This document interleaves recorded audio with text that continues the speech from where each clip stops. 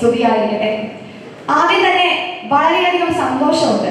കാരണം ഇത്രയധികം അപ്പച്ചന്മാരെയും അമ്മച്ചിമാരെയും ഇങ്ങനൊരു പരിപാടിക്ക് പള്ളി വരുന്ന കുർബാന കൂടാതെ അല്ലാതെ കണ്ടിട്ട് ഒരുപാട് കാലമായി. അതുപോലെ തന്നെ വിഷമമുള്ളൊരു കാര്യമുണ്ട്, എൻ്റെ പ്രായത്തിലുള്ളവരെ ആരെയും ഇവിടെ ഞാൻ വലുതായി കാണുന്നില്ല. കാരണം എന്താണെന്ന് എനിക്കറിയില്ല. പക്ഷെ എൻ്റെ പ്രായത്തിലുള്ളവരെ കൂടെ നിങ്ങളുടെ കൂടെ കൂട്ടാൻ കുറച്ച് മാർഗങ്ങൾ എനിക്ക് പറഞ്ഞു തരാൻ പറ്റും. ആദ്യം തന്നെ വേദിയിലിരിക്കുന്ന വിശിഷ്ട വ്യക്തികളെ, ജസ്റ്റിൻ സർ, ഇന്ന് ക്ലാസ് എടുക്കാൻ ഇവിടെ എത്തിയിരിക്കുന്ന പ്രാസംഗികൻ ജയ് സർ, വൈദികരെ, സന്യസ്തരെ, മറ്റ് വിശിഷ്ട വ്യക്തികളെ എല്ലാവരെയും ഒറ്റ വാക്കിൽ അഭിസംബോധന ചെയ്തുകൊള്ളട്ടെ. ഇന്ന് എൻ്റെ പേര് അലോക. എനിക്ക് വെറും 18 വയസ്സ് മാത്രമേ പ്രായമുള്ളൂ. കാഞ്ഞിരപ്പള്ളി രൂപത അംഗമാണെങ്കിൽ കൂടി ഇടുക്കി ജില്ലയിലാണ് ഞാൻ താമസിക്കുന്നത്. ഇടുക്കിയുടെ അങ്ങേയറ്റത്ത് നിന്ന് കണ്ണൂരിന്റെ ഇങ്ങേയറ്റം വരെ ഞാൻ ഇന്നിവിടെ എത്തിയത് തികച്ചും ക്രിസ്ത്യാനി ആയതുകൊണ്ട് മാത്രമാണ്. ക്രിസ്ത്യാനി ആയതുകൊണ്ട് തന്നെ നമുക്ക് സഭയ്ക്കെതിരെ വന്ന ചോദ്യങ്ങൾക്ക്, പ്രതിഷേധങ്ങൾക്ക് പ്രതിരോധിച്ചുകൊണ്ട് മാത്രമാണല്ലോ ഞാൻ ഇന്നിവിടെ നിങ്ങളുടെ മുമ്പിൽ ഇങ്ങനെ പ്രസംഗിക്കുന്നത് തന്നെ. അത് തികച്ചും ദൈവാനുഗ്രഹം തന്നെയാണ്, അല്ലെങ്കിൽ പരിശുദ്ധാത്മാവിന്റെ കൃപ തന്നെയാണെന്ന് എനിക്ക് ആരുടെ മുഖത്ത് നോക്കി ഉറച്ചു പറയുവാൻ സാധിക്കും.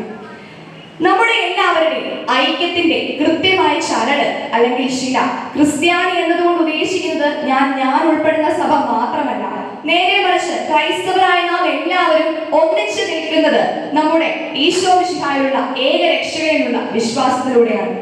എന്നാൽ ഇന്ന് ഈ കറന്റ് സിറ്റുവേഷനിൽ, പ്രത്യേകിച്ച് ഈ 21ാം നൂറ്റാണ്ടിന്റെ വക്കിലെത്തി നിൽക്കുമ്പോൾ നമ്മുടെ സഭയ്ക്കെതിരെയും വിശ്വാസത്തിനെതിരെയുമുള്ള ചോദ്യങ്ങൾക്ക് ഉത്തരം നൽകുവാൻ നമുക്ക് സാധിക്കുന്നില്ല. നേരെ മറിച്ച് ആരാണോ നമുക്കെതിരെ കുറ്റം പറയുന്നതെന്ന് ചിന്തിക്കുമ്പോൾ അതിൽ നമ്മൾ തന്നെ ഉൾപ്പെടുന്നു എന്ന സത്യം മനസ്സിലാക്കുമ്പോൾ തികച്ചും അത് വിഷമം തന്നെ ഉളവാക്കുന്നു. പരിശുദ്ധ തൃത്വത്തിലുള്ള വിശ്വാസത്തിന്റെയും ഉറപ്പിന്റെയും ഫലത്തോടു കൂടെ തന്നെ എനിക്ക് സഭയ്ക്കെതിരെ സംസാരിച്ചവർക്കെതിരെ എന്റെ ശബ്ദം ഉയർത്താൻ സാധിച്ചു എന്നതിന്റെ പേരിൽ ഞാൻ ഇവിടെ എത്തി നിൽക്കുമ്പോൾ ഞാൻ ചോദിക്കട്ടെ, ക്രിസ്തു വിശുദ്ധ ഗ്രന്ഥത്തിൽ എന്താണ് പറഞ്ഞിട്ടുള്ളത്? തനിക്കെതിരെ വരുന്നവന്, അതല്ലെങ്കിൽ ഒരു ചെകിട് തടിക്കുന്നവന് മറു ചെകിട് കാണിച്ചു കൊടുക്കണമെന്നല്ലേ എന്ന് ഞാൻ പലർക്കുമെതിരെ ശബ്ദം ഉന്നയിക്കുമ്പോൾ അവർ എന്നോട് ചോദിച്ചു. പക്ഷെ അതേ ക്രിസ്തു തന്നെ തനിക്ക് പ്രശ്നങ്ങളല്ല, അല്ലെങ്കിൽ തന്റെ ഭാഗത്ത് തെറ്റുകളില്ല എന്ന് കാണുമ്പോൾ നമ്മെ ആരെങ്കിലും ഉപദ്രവിക്കാൻ ഇടയാക്കുകയാണെങ്കിൽ അവിടെ ചോദ്യം ചെയ്യാനുള്ള അവകാശവും നമുക്കുണ്ടെന്ന് വെളിവാക്കി തരുന്നത്. പടയാളികൾ ഒരുവൻ തന്റെ കരണത്തടിക്കുമ്പോൾ നീ എന്തിനെന്നെ അടിച്ചു, വൈ യു ആർ പെർസിക്യൂട്ടിംഗ് മീ എന്ന് ചോദിച്ച കർത്താവ് അവിടെ നമുക്ക് വെളിവാക്കി തന്നത് നമ്മെ അടിക്കുന്നവരെ തിരിച്ചടിക്കുവാനല്ല, നേരെ മറിച്ച് നമുക്ക് അടി തടയുവാനുള്ള മാർഗം നാം തന്നെ ഉണ്ടാക്കണം, മറ്റൊരുവർ ഉണ്ടാക്കില്ല എന്ന ബോധ്യം വെളിവാക്കി തന്നുകൊണ്ട് തന്നെയാണ്. ഇന്ന് ഇത്രയധികം ആളുകൾ ഇവിടെ ഒത്തുചേർന്നിട്ടുണ്ടെങ്കിൽ കൃത്യമായി എനിക്ക് പറയുവാൻ സാധിക്കും, 1 പത്രോസ് 4:14 പറയുന്നത് പോലെ ദൈവാത്മാവ് നിങ്ങളിൽ വസിക്കുന്നത് കൊണ്ട്, ക്രിസ്തുവിന്റെ അനുയായികളായതുകൊണ്ട് മാത്രമാണ് നിങ്ങൾ അവിടെ എത്തിച്ചേർന്നതെന്ന്. അതിൽ ഒരുപാട് സന്തോഷം എനിക്കുണ്ട്. നാം ഇന്ന് ജീവിച്ചു പോകുന്ന സംസ്കാരം തികച്ചും മരണ സംസ്കാരമാണ്. കാരണം ക്രിസ്തുവിന്റെ അനുയായികളായ നമ്മളിലൂടെ ഒരുപാട് ക്രിസ്ത്യൻ മൂല്യങ്ങൾ ഈ സമൂഹത്തിൽ ഉള്ളത് കൊണ്ട് തന്നെയാണ് ഈ സമൂഹം ഇന്ന് നന്മയിലൂടെയും സംസ്കാരത്തിലൂടെയും നിലനിന്നു പോകുന്നത്. ഇന്ത്യ എന്ന് പറയുന്ന ജനാധിപത്യ സോഷ്യലിസ്റ്റ് സാമൂഹിക സാംസ്കാരിക സിസ്റ്റം വർദ്ധിച്ചു വരുന്ന ഒരു രാജ്യമാണെങ്കിൽ കൂടി അവിടെ നമ്മൾ മാത്രം എന്തുകൊണ്ട് തടയപ്പെടുന്നു? ചിന്തിക്കേണ്ട ചോദ്യം മാത്രമല്ല, നേരെ മറിച്ച് അത് സത്യമാണെന്ന് മനസ്സിലാക്കി ആ പ്രശ്നത്തിന്റെ അങ്ങേയറ്റത്ത് എത്തി നിൽക്കുന്ന ഈ സാഹചര്യത്തിൽ അതിനു വേണ്ട കൃത്യമായ പരിഹാരം കണ്ടുപിടിക്കേണ്ട സമയവും ഇന്ന് അനിശ്ചിതമായി കൊണ്ടിരിക്കുകയാണ്. ഞാൻ പറഞ്ഞു, നമ്മൾ എല്ലാവരും പല സഭകളിൽ അംഗത്വമുള്ളവർ ഇവിടെ ഇന്ന് ഒന്നിച്ചു കൂടിയിരിക്കുന്നു. ഒരു ചങ്ങലയുടെ വിവിധ കണ്ണികൾ കൂട്ടിച്ചേർക്കുമ്പോൾ ആ ചങ്ങലയ്ക്ക് ബലമുണ്ടാകുന്നത് പോലെ ഒരു കൈയിലെ 5 വിരലുകളിൽ ഒരു വിരൽ തന്നെ നിൽക്കുമ്പോൾ അതിന് ബലമില്ല, നേരെ മറിച്ച് 5 വിരലും ഒന്നായി വരുമ്പോൾ മാത്രം ആ കൈക്ക് ബലമുള്ളൂ. കൈ അടിക്കുമ്പോൾ ശബ്ദം കേൾക്കുകയുള്ളൂ. അതിന് തന്നെയാണ് ഇന്ന് നാം ഇവിടെ ഒന്നു ചേർന്നിരിക്കുന്നത്. നമ്മളിൽ ഒരാൾ മാത്രം ശബ്ദമുയർത്തുമ്പോൾ അവിടെ അയാൾ ഒറ്റപ്പെടുമോ എന്ന പേടി അയാൾക്ക് ഉണ്ടാകാം. ഞാനിപ്പോൾ ഇവിടെ വന്നു നിൽക്കുന്ന സാഹചര്യത്തിൽ അമൽജ്യോതി കോളേജ് ഇഷ്യൂവിൽ ഞാൻ പ്രതികരിച്ചതിന്റെ ബന്ധമായി തന്നെ ഞാൻ ഒറ്റപ്പെടുമോ എന്ന പേടി എനിക്ക് ഉണ്ടായിരുന്നില്ല. കാരണം എന്റെ കൂടെ നിൽക്കുവാൻ ഞാൻ ഉൾപ്പെടുന്ന യുവജന പ്രസ്ഥാനം എന്റെ കൂടെ ഉണ്ടായിരുന്നു. പക്ഷേ ഇന്നത്തെ യുവജനങ്ങളുടെ മുഴുവനുള്ള പ്രശ്നവും ഇത് തന്നെയാണ്. എന്തെങ്കിലും ഒരു കാര്യം വ്യക്തമായി പുറത്തു പറയുകയാണെങ്കിൽ താൻ ഒറ്റപ്പെടുമോ, അല്ലെങ്കിൽ നേരെ മറിച്ച് സമൂഹത്തിൽ മറ്റുള്ളവർ എന്ത് ചിന്തിക്കുമെന്ന്. അവിടെ തിരുത്തി കൊടുക്കേണ്ടത് സമൂഹമല്ല, നേരെ മറിച്ച് മാതാപിതാക്കൾ തന്നെയാണ്. എന്റെ കാര്യത്തിൽ എനിക്ക് അഭിമാനത്തോടെ പറയാൻ പറ്റും, ഞാൻ ഇവിടെ നിന്ന് ഇങ്ങനെ സംസാരിക്കുന്നുണ്ടെങ്കിൽ, അല്ലെങ്കിൽ സഭയ്ക്കെതിരെ സഭയ്ക്കൊപ്പം നിന്നുകൊണ്ട് ഞാൻ സംസാരിച്ചപ്പോഴും അവിടെ മറ്റുള്ളവർക്ക് ഞാൻ പറഞ്ഞതിൽ വേദന ഉളവായപ്പോഴും, അതുകൊണ്ട് പ്രത്യേകമായ ജീവിതത്തിൽ ഒരുപാട് വിഷമങ്ങൾ എന്റെയും എന്റെ അപ്പന്റെയും ജീവിതത്തിൽ, അപ്പന്റെയും അമ്മയുടെയും ജീവിതത്തിൽ ഉണ്ടായിട്ട് കൂടി അവരിപ്പോഴും എന്റെ ഒപ്പം ഇവിടെ വന്ന് എന്റെ കൂടെ ഇരിക്കുന്നുണ്ടെങ്കിൽ, അല്ലെങ്കിൽ എന്ത് വന്നാലും ഏറ്റവും കൂടുതലായി മരിക്കുവാനേ സാധ്യതയുള്ളൂ. കാരണം അതിനപ്പുറം ഒന്നുമില്ല. അത് ക്രിസ്തുവിന് വേണ്ടിയാണെങ്കിൽ അഭിമാനത്തോടെ മരിക്കാം. 4 പേർ കൂടുതൽ നമുക്ക് വേണ്ടി കുർബാന എന്ന് പറഞ്ഞ അപ്പന്റെ മകളാണ്. അതിൽ കൂടുതൽ ഒരഭിമാനവും എനിക്ക് വേണ്ട. എത്ര മാതാപിതാക്കൾക്ക് നിങ്ങൾക്ക് സാധിക്കും നിങ്ങളുടെ മക്കളോട് പറഞ്ഞു കൊടുക്കുവാൻ? കുർബാനയ്ക്ക് രാവിലെ പള്ളിയിൽ പോകാൻ കുറച്ചു നേരം കൂടെ അവൾ കിടന്നുറങ്ങിക്കോട്ടെ, അവള് കിടന്നുറങ്ങിക്കോട്ടെ എന്ന് പറയുന്ന മാതാപിതാക്കളായിരിക്കും ഇവിടെ കൂടുതൽ. എന്റെ അമ്മയും അങ്ങനെ തന്നെയാണ്. പക്ഷേ അതുകൊണ്ട് പിന്നീട് ഉണ്ടാവുന്ന പ്രശ്നങ്ങൾ എന്താണെന്ന് നമ്മൾ മനസ്സിലാക്കുന്നില്ല. നിങ്ങളുടെ മാതാപിതാക്കൾ, നിങ്ങളുടെ പൂർവികർ, അവരെ പറ്റി നിങ്ങൾ ആലോചിച്ച് നോക്കൂ. അവര് IELTSന് വിസ കിട്ടാനോ അല്ലെങ്കിൽ ജോലി കിട്ടാനോ ഒന്നുമല്ല ധ്യാനത്തിന് പോയിക്കൊണ്ടിരുന്നത്, പ്രാർത്ഥിച്ചുകൊണ്ടിരുന്നത്. പക്ഷെ എന്റെ വിഭാഗത്തിൽപ്പെടുന്ന യുവജനങ്ങളും ഇവിടെ ഇരിക്കുന്ന മാതാപിതാക്കളിൽ പലരും, നിങ്ങളുടെ കുറ്റമല്ല കേട്ടോ ഞാൻ പറയുന്നത്, പക്ഷെ അങ്ങനെ തന്നെയാണ് പ്രാർത്ഥിക്കുന്നതും കുർബാനയ്ക്ക് പോകുന്നതും കൃത്യമായ രീതിയിലുള്ള അനുഷ്ഠാനങ്ങൾ നടത്തുന്നതും.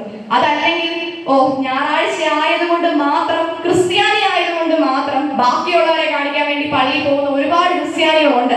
പക്ഷെ അവിടെ തന്നെയാണ് നമ്മളുടെ ഏറ്റവും വലിയ നഷ്ടവും വരുന്നത്. ക്രിസ്തുവിന്റെ അനുയായികളാണെന്ന് ശബ്ദമുയർത്തി പറയുവാൻ സാധിക്കാതെ ആപ്ലിക്കേഷൻ ഫോമിൽ റിലീസ് ചെയ്യുന്ന കോളേജിൽ ക്രിസ്ത്യൻ എന്ന് മാത്രം എഴുതുവാൻ മാത്രം തരം താഴ്ത്തപ്പെട്ടവരല്ല നമ്മൾ. നേരെ മറിച്ച് ലോകത്തിന്റെ പാപങ്ങൾക്ക് വേണ്ടി കുരിശിലേറിയ കർത്താവിന്റെ രക്തത്തിലൂടെ ജീവിച്ചു വളർന്നവരാണ് നമ്മൾ. അവിടെ തിരിച്ചറിയേണ്ടത് നമ്മളുടെ മഹിമയല്ല, ക്രിസ്ത്യാനിയായി ജനിച്ചതിനുള്ള നമ്മുടെ ദൈവാനുഗ്രഹത്തെ പറ്റിയാണ്. നമ്മുടെ സഭ, സമൂഹം, ക്രൈസ്തവ ജനത മുഴുവൻ ഇന്ന് പലതരത്തിലുള്ള മുറിവുകളിലൂടെ കടന്നു പോകുന്നു. മണിപ്പൂരിലെയും ഛത്തീസ്ഗഡിലെയും ഒക്കെ കാര്യങ്ങൾ ഞാൻ വ്യക്തമാക്കേണ്ടതില്ല. പക്ഷേ മുറിവുകൾ എന്നും സഭയ്ക്ക് അഭികാമ്യമാണ്. സഭ എന്ന് പറയുന്നത് നമ്മുടെ കർത്താവ് ഈശോ മിശിഹാ തന്നെ. കർത്താവ് എന്ന് പറയുന്ന ഈ സഭയുടെ ഓരോ അവയവങ്ങളാണ് നാം ഓരോരുത്തരും അടങ്ങുന്ന ഈ ജനത. അതുകൊണ്ട് മുറിവുകൾ എന്നും അഭികാമ്യമാണെന്ന് പറയുന്നത് തെറ്റില്ല. നേരെ മറിച്ച് മുറിവുകൾ ഉണ്ടാകുമ്പോൾ അവിടെ അടിപതരാതെ പ്രതിഷേധിക്കുവാൻ, പ്രതിരോധിക്കുവാൻ, ശക്തിയെടുത്ത് ആർജവത്തോടെ സംസാരിക്കുവാൻ നമുക്ക് സാധിക്കേണ്ടിയിരിക്കുന്നു. ഇനി ഞാൻ ആദ്യം പറഞ്ഞത് യുവജനങ്ങളെ എങ്ങനെ നിങ്ങൾക്ക് കൂടെ കൂട്ടാം. മാതാപിതാക്കളോട് മാത്രമെന്നല്ല, നേരെ മറിച്ച് ഇവിടെ ഉള്ള വൈദികരോടുകൂടി എനിക്ക് പറയുവാൻ സാധിക്കും.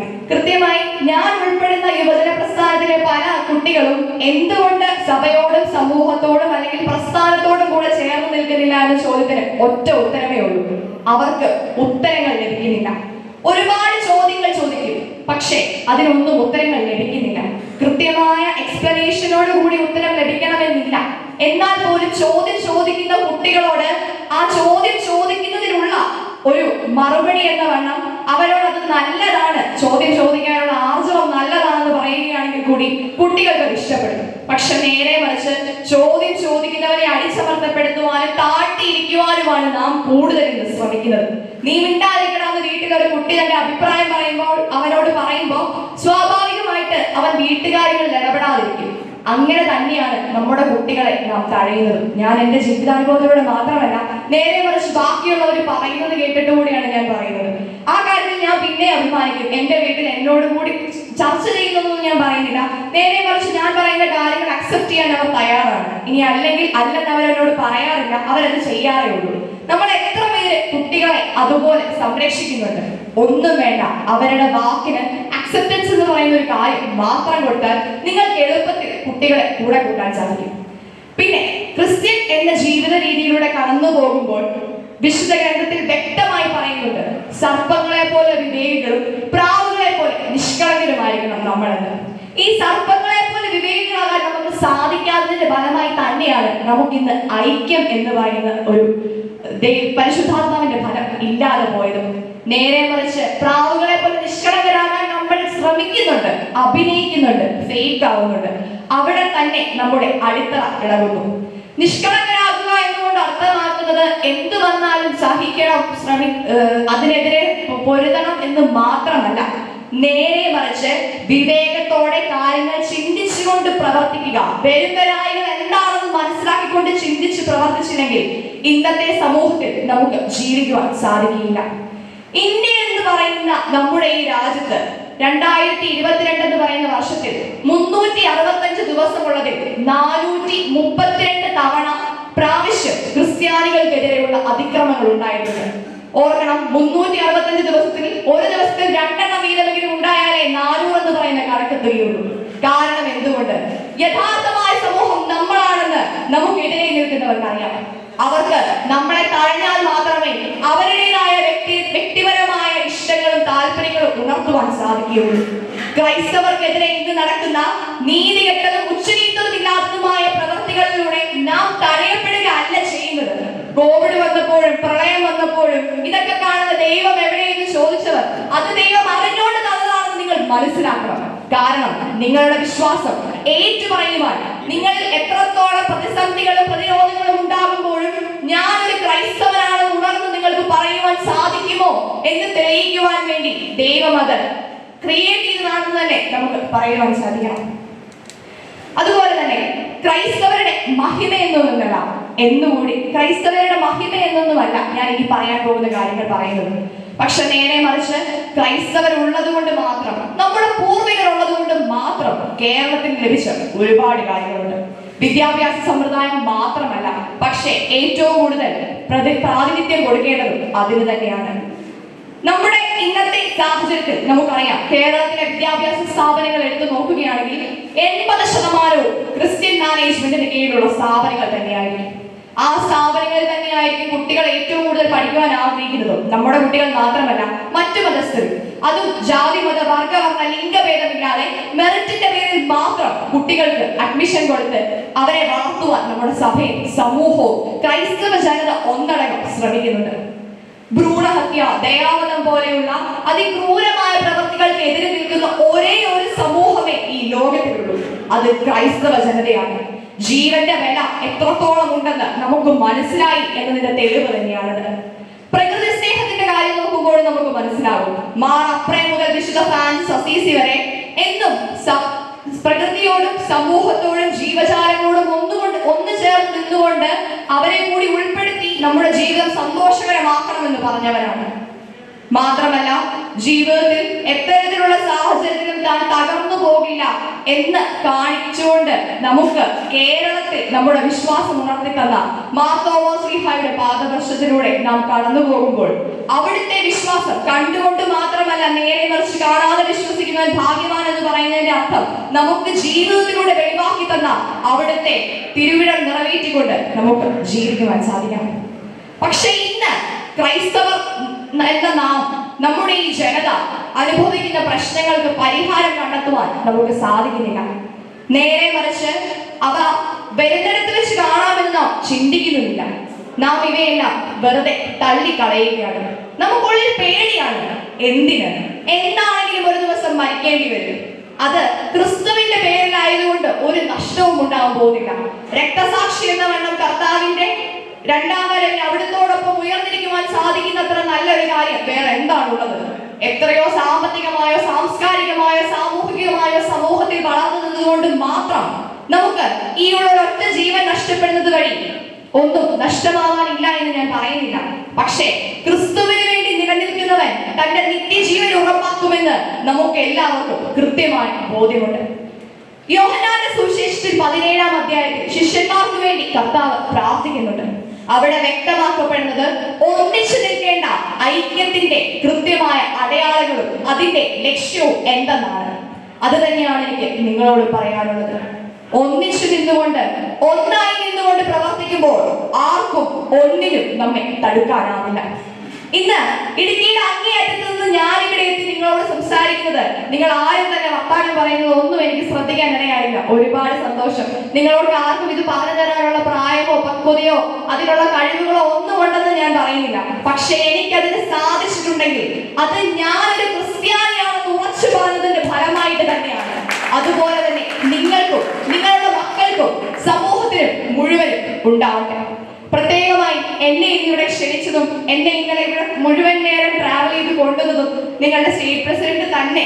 ഓർക്കണം, സാറിന്റെ വേറെ ഒരുപാട് തിരക്കുകളുണ്ട്, അതിനിടയിൽ കൂടി എന്നെ ഇവിടെ എത്തിച്ചതുപോലെ ജസ്റ്റിൻ സാറാണ്. കൃത്യമായി ഈ വീഡിയോ ഞാൻ എങ്ങനെയാണോ നിങ്ങൾക്ക് അറിയപ്പെട്ടത്, ആ വീഡിയോയ്ക്ക് വേണ്ടി റിയാക്ട് ചെയ്തതിനുള്ള ഇൻസ്പിറേഷനും ഉറപ്പായും സാറ് തന്നെയാണ്. ഞാനൊരു നിയമ വിദ്യാർത്ഥിയാവാൻ ആഗ്രഹിക്കുന്ന വ്യക്തിയാണ്. കുറെ വർഷങ്ങളായി എന്റെ തന്നെ രൂപതയിലെ വിവിധരായ വൈദികർ എന്നോട് കണ്ടുപഠിക്കണമെന്ന് ആവശ്യപ്പെടുന്ന ഒരു വ്യക്തിയാണ്. എല്ലാത്തിനും ഒരുപാട് നന്ദിയുണ്ട്. നിങ്ങളെ അഭിസംബോധന ചെയ്ത് സംസാരിച്ചതിനും നിങ്ങളോട് ഇത്രയും സമയം ചെലവഴിച്ചതിനും എന്നെ ശ്രമിച്ചതിനും ഒരുപാട് നന്ദി. ഇത്രയും പറഞ്ഞുകൊണ്ട് ഈ ചടങ്ങ് ഔദ്യോഗികമായി ഉദ്ഘാടനം ചെയ്യുമെന്ന് പ്രഖ്യാപിച്ചുകൊണ്ട് ഞാൻ നിർത്തുന്നു. നന്ദി, നമസ്കാരം, ജയ് ഗോഡ്.